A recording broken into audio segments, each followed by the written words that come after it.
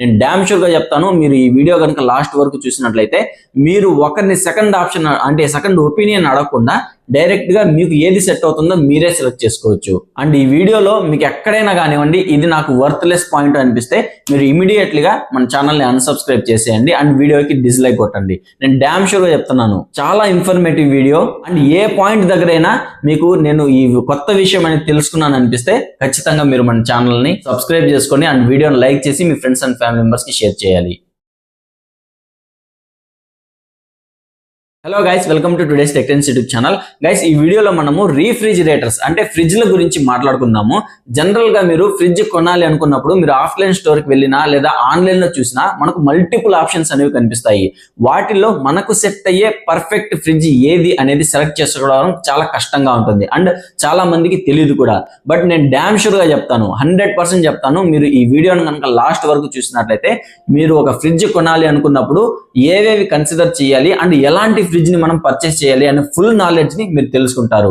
ఇక main topic లోకి వెళ్ళిపోతాము. మీ టైం అనేది నేను అస్సలు వేస్ట్ చేయను. ఫస్ట్ ఆఫ్ ఆల్ మనం ఒక ఫ్రిడ్జ్ కొనాలి అనుకున్నప్పుడు టోటల్ గా 7 పాయింట్స్ మనం గుర్తుపెట్టుకోవాలి.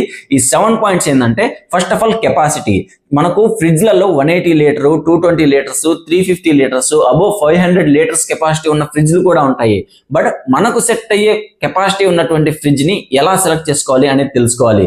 సెకండ్ థింగ్ వచ్చేసి, ఏ టైప్ ఆఫ్ ఫ్రిడ్జ్ అంటే సింగిల్ డోరా, డబుల్ డోరా లేదా సైడ్ బై సైడా, ఈ మూడిట్లో మనకు సెట్ అయ్యేది ఏది అండ్ ఏది బెస్ట్ అనేది సెలెక్ట్ మనం తెలుసుకోవాలి. అండ్ థర్డ్ వన్ వచ్చేసి రేటింగ్స్ అనమాట. దీంట్లో మనకు 3 star rating, 4 star rating, 5 star ratings అంటారు కదా, 2 స్టార్ రేటింగ్స్ నుంచి ఉంటాయి.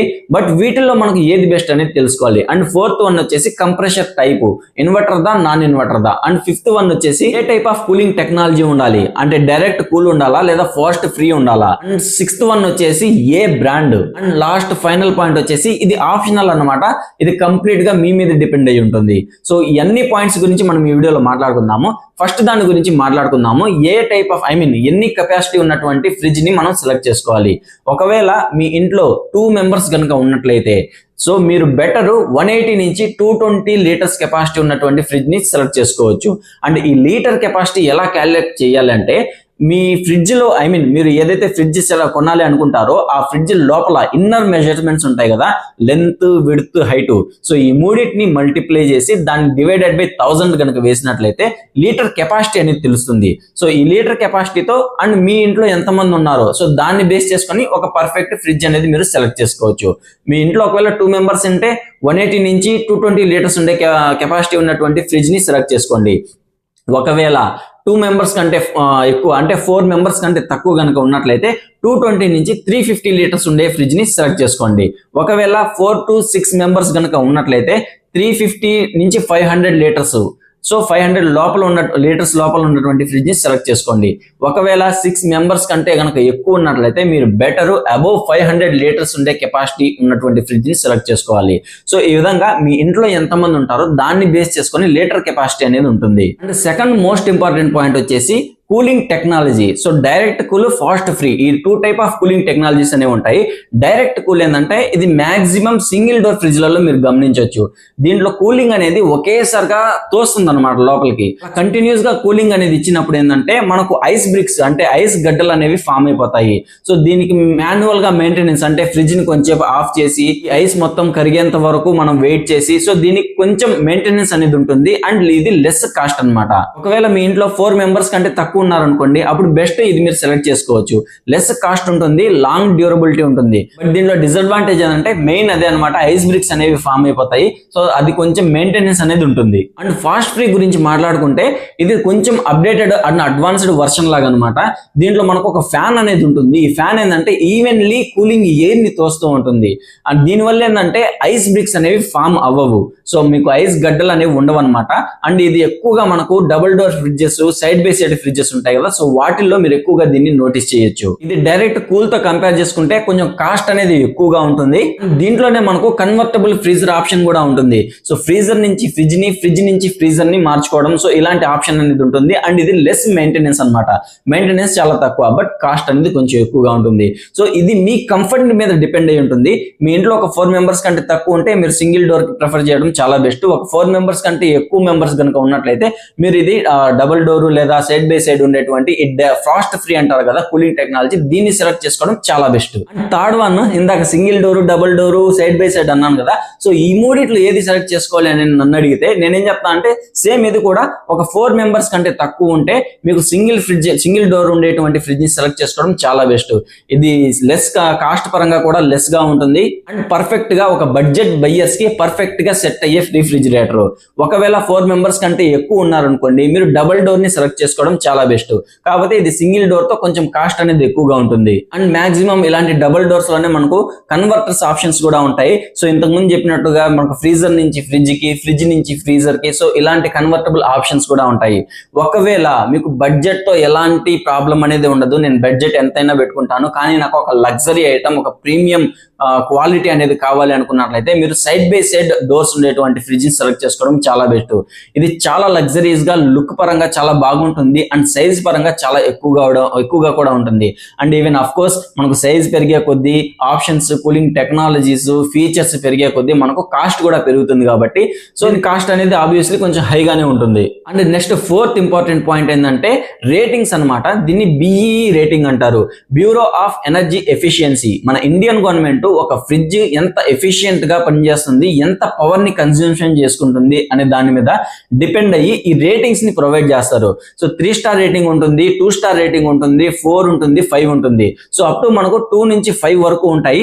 సో 2 స్టార్ రేటింగ్ అంటే దీంట్లో మనకు ఎక్కువగా ఎలక్ట్రిసిటీ కన్సంప్షన్ అనేది ఉంటుంది, అంటే కరెంట్ బిల్ ఎక్కువ వస్తుంది. అండ్ 5 స్టార్ అంటే ఎలక్ట్రిసిటీ కన్సంప్షన్ తక్కువ ఉంటుంది, సో ఆబ్వియస్లీ మనకు కరెంట్ బిల్ కూడా తక్కువ వస్తుంది. సో మాక్సిమం మీరు ఒక 3 నుంచి 5 స్టార్ రేటింగ్ ఉండే ఫ్రిడ్జ్లని ప్రిఫర్ చేయండి. ఎందుకంటే 2 స్టార్ రేటింగ్ ఫ్రిడ్జ్లని మీరు ప్రిఫర్ చేసి మీరు బై చేసినా కానివ్వండి, మీకు టోటల్ గా ఒక 6 or 7 months కంటిన్యూస్ గా ఈ ఫ్రిడ్జ్లను రన్ చేస్తే దీంతో వచ్చే కరెంట్ బిల్ తో మీరు డైరెక్ట్ గా మనకు 4 స్టార్ లేదా 5 స్టార్ ఫ్రిడ్జ్లని మీరు పర్చేస్ చేయొచ్చు. కాబట్టి మాక్సిమం నా సజెషన్ ఏంటంటే ఒక 4 స్టార్ నుంచి 5 స్టార్ రేటింగ్ ఉండే ఫ్రిడ్జ్లని ప్రిఫర్ చేయండి. అండ్ 5th ఇంపార్టెంట్ పాయింట్ ఏంటంటే కంప్రెషర్ టైప్. ఎలాంటి కంప్రెషర్ టైప్ ని సెలెక్ట్ చేసుకోవాలి, ఇన్వర్టరా, నాన్ ఇన్వర్టరా? సేమ్ ఇదే కాన్సెప్ట్ మనకు ఏసీస్ లో కూడా వచ్చింది, నేను అక్కడ కూడా ఎక్స్ప్లెయిన్ చేశాను. ఒక పర్ఫెక్ట్ ఏసీ మనం ఎలా సెలెక్ట్ చేసుకోవాలి, ఏసీ కొనేటప్పుడు మనం ఏ పాయింట్స్ మైండ్ లో పెట్టుకోవాలి అనే దాని మీద ఒక ఆల్రెడీ డెడికేటెడ్ వీడియో చేశాను. మీరు ఎవరైనా మిస్ అయ్యి ఉంటే ఆ వీడియో లింక్ అనేది కింద డిస్క్రిప్షన్ లో వస్తాను, పైన ఐకార్డ్స్ లో కూడా ఉంటుంది, మీరు దాని నుంచి కూడా ఆ వీడియోని కూడా చూడొచ్చు. సేమ్ ఇదే పాయింట్ నేను అక్కడ కూడా డిస్కస్ చేశాను, మళ్ళీ చెప్తాను. సో మనకు inverter and non inverter differences ఏంటంటే, ఇన్వర్టర్ టైప్ ఆఫ్ కంప్రెషర్స్ లో ఎలా అంటే ఇది మనకు స్టార్ట్ అవ్వగానే మీరు స్విచ్ అనేది ఆన్ చేయగానే ఒక హై లోడ్ తో స్టార్ట్ అవుతుంది అండ్ ఒక డిజైర్డ్ టెంపరేచర్ అంటే మీరు రీడింగ్ అనేది సెట్ చేస్తారు కదా, సో ఆ రీడింగ్ దగ్గరికి కూలింగ్ రాగానే ఇది ఆటోమేటిక్ గా దాని స్పీడ్ ని అడ్జస్ట్ చేసుకొని కూలింగ్ అనేది దానికి తగినట్లుగా కంటిన్యూస్ గా పంపిస్తూ ఉంటుంది.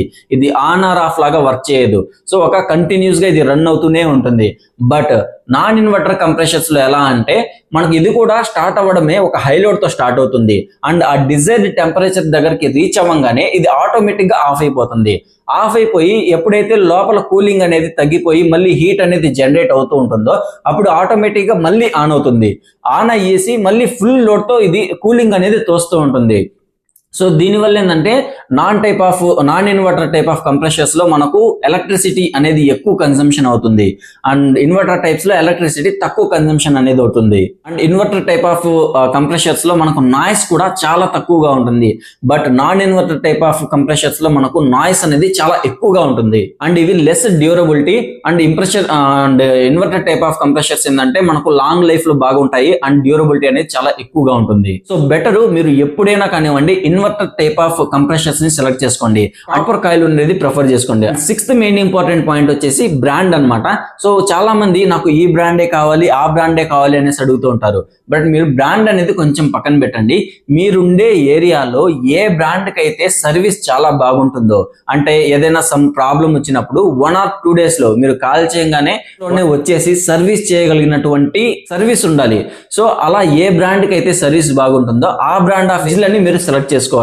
ఎందుకంటే మీరు వేరే బ్రాండ్ ది సెలెక్ట్ చేసుకొని రేపు ఏదైనా బై మిస్టేక్ ఏదైనా సంథింగ్ అయ్యింది అనుకోండి, అప్పుడు ఆ సర్వీస్ పర్సన్ అక్కడ మీ ఏరియాలో లేకపోతే అతను ఎక్కడి నుంచో రావాలి అనుకుంటే ఇదంతా జరిగే పని కాదు. కాబట్టి మీ ఏరియాలో ఏ బ్రాండ్ కి అయితే సర్వీస్ బాగుంటుందో ఆ బ్రాండ్ ఆఫ్ రిఫ్రిజిరేటర్స్ ని మీరు ప్రిఫర్ చేసుకోండి. And last and final point ఏంటంటే కొన్ని స్పెషల్ ఫీచర్స్ లైక్ మనకు స్మార్ట్ ఫ్రిడ్జ్లు ఉంటాయి, వైఫై కనెక్షన్స్ అయితే ఉంటాయి, స్టెబిలైజర్ ఫ్రీ ఆపరేషన్స్ అనేవి ఉంటాయి. సో ఇలాంటివి అనమాట. ఇవి కొంచెం ఆప్షనల్, బట్ దీంట్లో కూడా మనకు కన్సిడర్ చేయాల్సినవి ఏమైనా ఉన్నాయి అంటే కొన్ని రీఫ్రిజిరేటర్స్ లో మనకు లోపల మెటీరియల్ అంటే షెల్స్ ఉంటాయి కదా, అవి చాలా లో క్వాలిటీ ఉంటాయి. సో మీరు పర్చేస్ చేసేటప్పుడు లోపల మెటీరియల్స్ ని, షెల్స్ ఉంటాయి కదా, కొన్ని గ్లాస్ షెల్స్ ఉంటాయి, కొన్ని ఫైబర్ ఉంటాయి. సో వాటి క్వాలిటీ అనేది చెక్ చేయండి. క్వాలిటీ స్ట్రాంగ్ గా ఉండేది ప్రిఫర్ చేయండి. మీకు ఏ మాత్రం కొంచెం క్వాలిటీ అనేది తక్కువగా ఉంది అనిపిస్తే దాన్ని పక్కన పెట్టేయండి. సో ఇవి మాత్రం మీరు చెక్ చేయాలి. సో గైస్, ఇది టోటల్ గా ఈ 7 పాయింట్స్ కనుక మీరు మైండ్ లో పెట్టుకున్నట్లయితే మీరు ఒకరిని సెకండ్ ఒపీనియన్ అనేది అడగాల్సిన అవసరం ఉండదు. డైరెక్ట్ గా మీరే షోరూమ్ కో లేదా ఆన్లైన్ లోనూ చూసి మీకు సెట్ అయ్యే పర్ఫెక్ట్ ఫ్రిడ్జ్ ని మీరు పర్చేస్ చేసుకోవచ్చు. సో గైస్, ఇది కంప్లీట్ గా ఈ రీఫ్రిజిరేటర్. మనం ఒక ఫ్రిడ్జ్ ని పర్చేస్ చేయాలి అంటే ఏమేం పాయింట్స్ గుర్తుపెట్టుకోవాలి, ఏమేం చెక్ చేయాలి అనేది కంప్లీట్ డీటెయిల్స్ అన్నమాట.